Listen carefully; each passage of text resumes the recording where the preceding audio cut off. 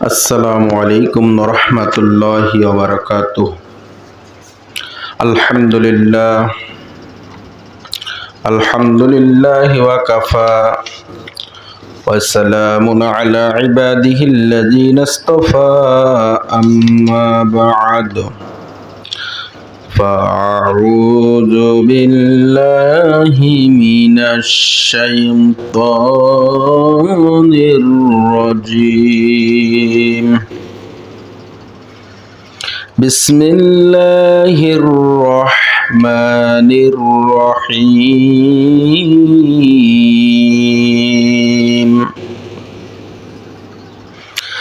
আলিফ লাম মিম। যালিকাল কিতাবু লা রাইবা ফীহি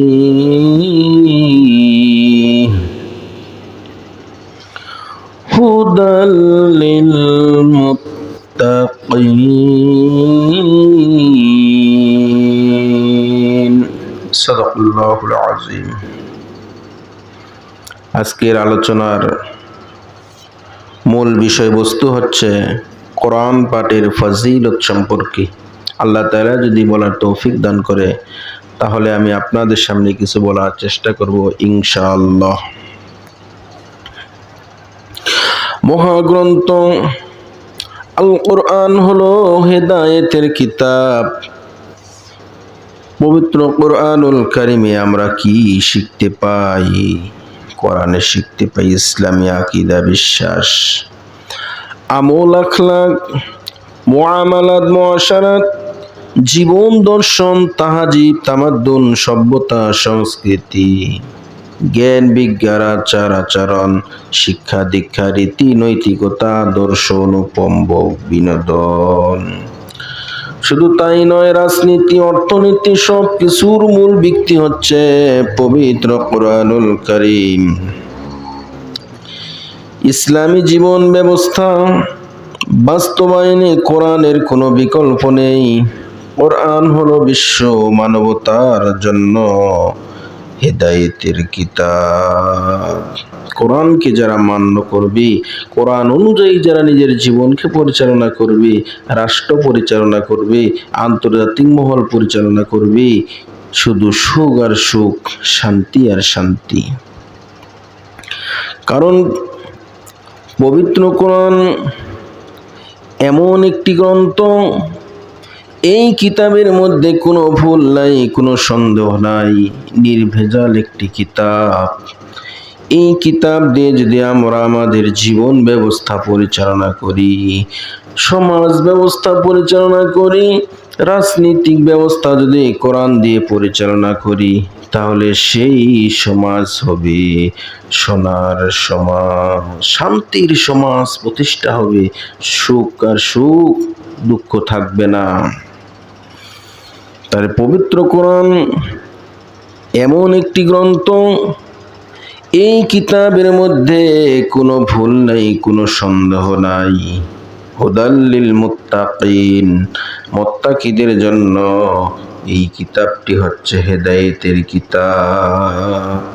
যারা মুত্তাকি, এদের জন্য এই কিতাব কি? হেদায়েতের কিতাব।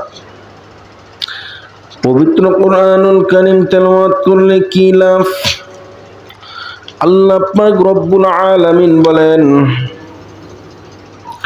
ইন্নামাল মুমিনুনা আল্লাযীনা ইযা যুকিরাল্লাহু ওয়াজিলাত কুলুবুহুম ওয়া ইযা তুলিয়াত আলাইহিম আয়াতুহু যাদাতুহুম ঈমানাও ওয়া আলা রাব্বিহিম ইয়াতাওয়াক্কালুন।